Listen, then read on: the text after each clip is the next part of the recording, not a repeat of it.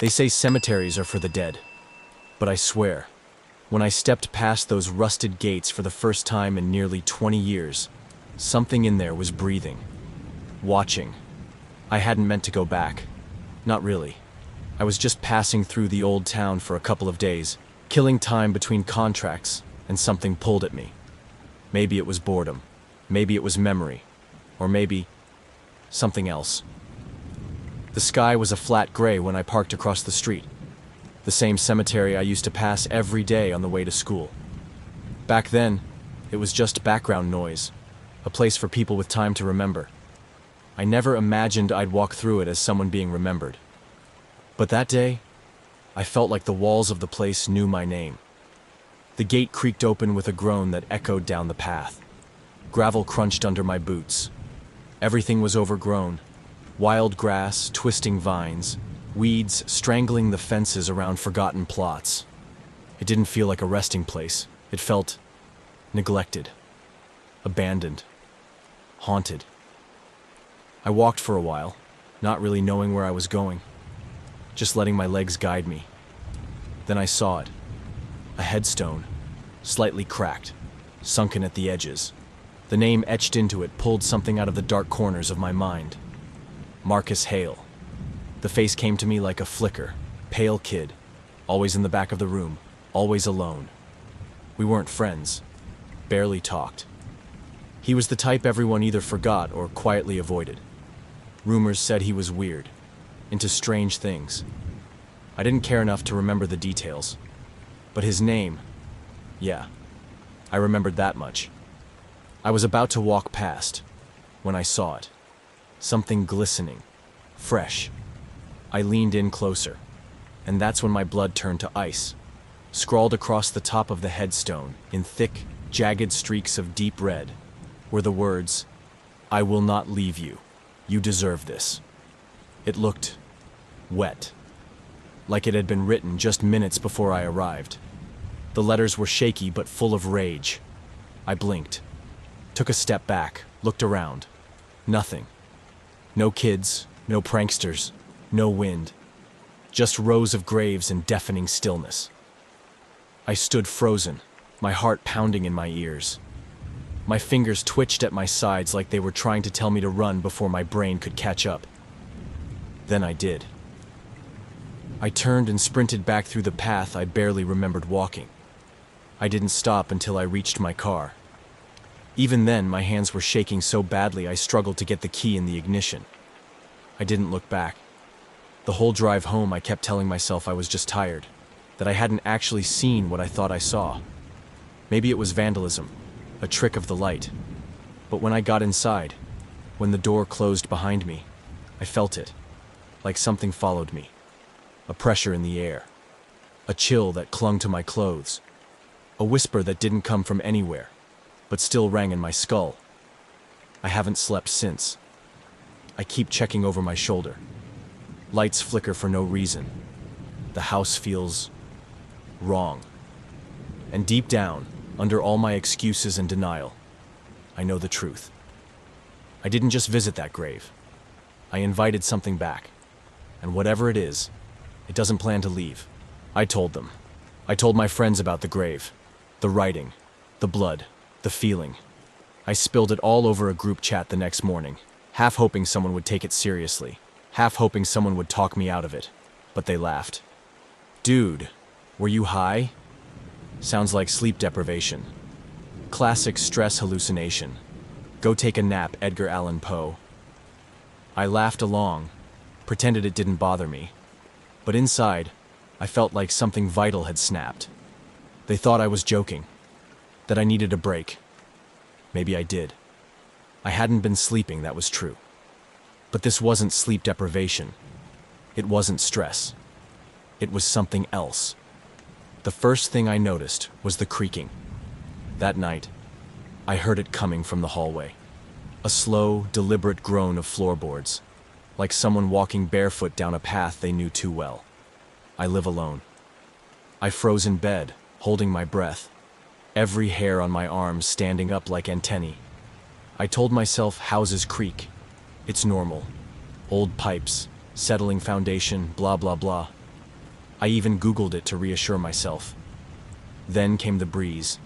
It moved through the room like someone exhaling against the back of my neck. I checked the windows, every one of them shut, locked, not even a crack. The chill stayed. Then the objects. Small things at first. A book slightly angled on the table when I'd left it flat. A coffee mug that had moved an inch. The television remote sitting on the couch instead of the table. Little things. Things you second guess. But it kept happening. And the mirrors. I stopped looking in them. Something about my reflection felt off. Not different, just delayed. Like the face staring back was waiting for me to blink first. Like it knew something I didn't. I'd catch myself staring too long, thinking I saw movement behind me. But when I turned around, nothing. More than once, I covered the bathroom mirror with a towel. I couldn't bring myself to look. I tried to rationalize it. Told myself it was stress, or a weird virus, or maybe I was just losing it. I even drafted a text to my doctor about scheduling a checkup, but I couldn't bring myself to hit send. Because deep down, I knew. This wasn't in my head. It was in the house. And whatever it was just getting started. I hadn't eaten all day. My stomach was a knot of nerves, but the ache finally overpowered the fear. It was sometime after midnight. The house was quiet. Too quiet. Not peaceful. Dead. Like everything inside was holding its breath. I crept into the kitchen like I was trespassing in my own home. The overhead light buzzed weakly above, casting a pale, sickly glow over the room. I opened the fridge, pulled out some leftover pasta, and began to warm it on the stove. I kept glancing at the hallway. The silence felt intentional, like it was waiting for me to let my guard down. Dinner was ready in 10 minutes. I set the plate on the table, grabbed a fork, turned on the TV in the living room for background noise.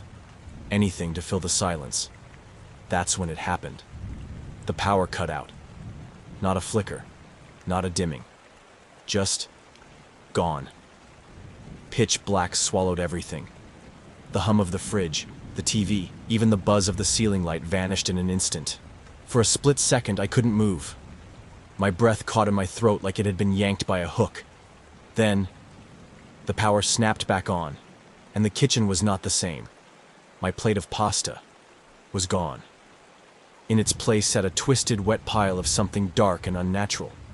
Strings of tangled black hair clung to the edges of the ceramic plate. A pool of thick, congealed blood seeped into the grooves. There were chunks in it, fleshy, unrecognizable. A greasy, tar-like sludge bubbled at the edges, like it was still breathing. And the smell. It hit me all at once, like a wall of rot, sewage, and something burnt. I gagged, stumbled backward, knocking the chair over as my legs hit it. My heart slammed against my ribs. I couldn't look away, couldn't blink. It felt like if I did, the thing on the plate would rise up and crawl toward me. I gripped the counter to keep from collapsing. My vision pulsed. When I finally broke free of the trance, I ran.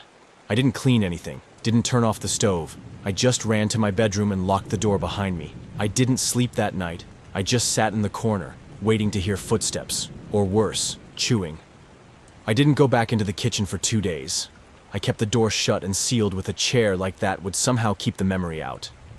But the stench, the rot seeped through the walls. It clung to my skin, my clothes, my lungs. Every breath tasted spoiled. I tried to convince myself it was mold, bad wiring, sleep deprivation, anything but what I saw. But denial has a breaking point, and mine came on the third night. I finally opened the kitchen door, trembling. The lights flickered weakly. The plate was gone. No blood, no hair, no sludge. For a moment, I thought maybe, I imagined the whole thing. Then I heard it, a sound I'll never forget. Slithering. Something thick, wet, and slow dragging itself across the floor. My spine locked. I turned my head slowly, like my body was trying to protect me from what I already knew was there. A black snake. Thick, slick, its body shimmering with something oily. It slid out from beneath the table and began to rise, coiling up the leg like it belonged there. And then, it stopped. It turned its head, and it looked at me. Not the way animals glance at movement. This was different, calculated, intelligent, hatred burning in its lidless eyes. Then, without warning, it lunged, straight at my face. I opened my mouth to scream, but never made a sound. The thing forced itself in, down my throat. Its scales scraped every inch of me from the inside. I fell to the floor, convulsing, gagging. My limbs flailed but couldn't fight it. I could feel it coiling inside my chest, twisting, settling. Then, nothing. I blacked out. When I opened my eyes, I was on my front porch. The sun was up. My shirt was soaked in sweat. My hands were scraped, bleeding. My legs felt like jelly. I sat there, staring into nothing, mouth dry, stomach turning over itself. I didn't remember how I got outside. I didn't remember anything. The neighbors found me like that, curled up, shivering. They asked if I was drunk, if I needed help. I couldn't answer. How do you explain to someone that you woke up hollow? That something is living inside you now? Something that doesn't belong? They told me it was exhaustion. The neighbors. The kindly older couple from next door. The guy across the street who always overwaters his lawn. Even the mailman, when he saw me shaking on the porch, asked if I'd been pulling too many late nights. "You're probably just burned out," they said. "Maybe a panic attack. Go easy on yourself." I nodded, smiled, pretended I believed them. But I wouldn't go back inside, not alone. I paced the porch for hours, watching the house like it might blink. The windows felt like eyes. I couldn't explain it, but it knew I was afraid. Something had changed since that night in the kitchen. My body felt wrong, heavy, bloated, like there was a weight pressing from the inside out. My stomach twisted randomly, spasms that felt alive, not organic. Like something else was moving in there, stretching, settling. And then came the shadows. They didn't move with the light. They moved on their own. Sometimes I'd see them glide across the wall when nothing else in the room was shifting. Once I saw one stretch up the hallway wall and pause, like it was listening. I stopped turning off the lights at night. Didn't help. Sleep became a fantasy. The few minutes I managed to close my eyes were filled with grotesque dreams. Worms crawling beneath my skin, black eyes watching me from within mirrors, bones snapping in my own voice. I screamed myself awake more than once. At some point, I realized I couldn't do this alone anymore. I picked up the phone and called Sean, an old friend from college. One of the few people who might still take me seriously. "Can you come over?" I said, my voice dry and hollow. "Please, just for the night." There was a pause. Then, "You okay, man?" "No," I whispered. "Not even close." He said he'd be over in an hour. I hung up and sat in the corner of the room, arms wrapped around my knees, eyes never leaving the hallway. I told myself I just needed one night of sleep. Just one. But deep down, I knew something else. Whatever I was fighting, I wasn't fighting it alone anymore. It was inside me. And it was waiting. Sean showed up just after dusk. His old sedan rumbling into the driveway like it too was reluctant to stop. He stepped out holding a duffel bag, glancing at the house with a raised eyebrow. "Looks the same," he said, "but darker somehow." I forced a laugh. "That's the lighting, or the curse. Take your pick." He smirked, half amused, half unsure if I was kidding. I wasn't. Inside, the house was deathly quiet. No creaking, no buzzing lights, just stillness. Like it was holding its breath again, waiting for a new guest to step inside. Sean dumped his bag in the living room and sat on the couch, already flipping through TV channels like we were back in college. "So, what's going on?" he asked casually. "You sounded wrecked on the phone." I didn't answer at first. I watched the hallway, listened for footsteps that never came, waited for the cold breeze to brush against my neck. None of it happened. That night, the house was too quiet, like it knew I'd brought someone with me. like it was waiting to see what I'd do next. Sean finally looked up. "Hey, talk to me." I sat down across from him. The words tasted like lead. "Do you believe in curses?" He raised a brow. "You mean like bad luck, black cats, or actual curses?" "Actual ones." He chuckled nervously, trying to read me. "Man, what happened?" And that's when I broke. I told him I'd gone to the old cemetery. Told him I visited a grave. Just one. But not why. Not who. I couldn't. Not yet. I told him about the writing. The blood. The feeling that something came back with me. The kitchen. The shadows. The snake. His face slowly dropped the smile. "You think you've been cursed?" he asked softly. I nodded. But I don't know why. There was silence for a moment.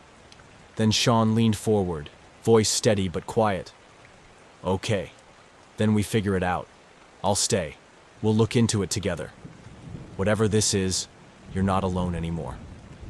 His words should have comforted me. But all I could think about was the mirror upstairs. The one I hadn't looked into in days. Because sometimes, when I passed by it, I swore I saw a second face behind mine. And it was smiling. I couldn't sleep. Not even with Sean in the house.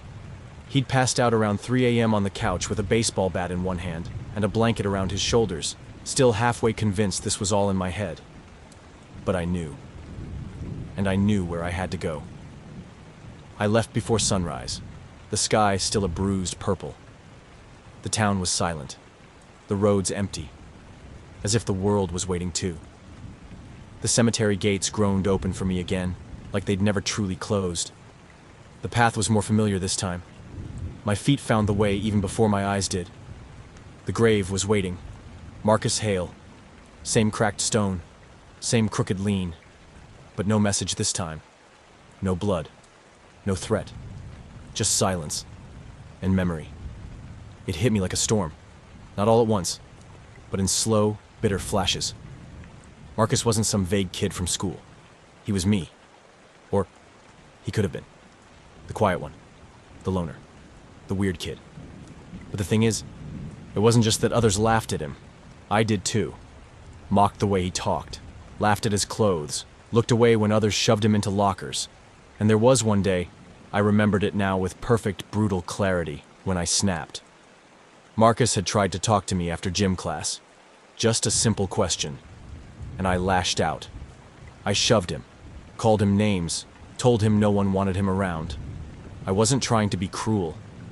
I was trying to survive, to blend in, to make sure the spotlight never landed on me. But I was cruel anyway. And then, God help me. I laughed the loudest when someone else burned a piece of his hair with a lighter behind the school. I didn't stop it, didn't speak up. A week later, someone put a snake in his locker. Everyone said it was the final straw. He stopped showing up after that. No one talked about where he went. Some whispered he moved. Others said he dropped out. But no one really asked.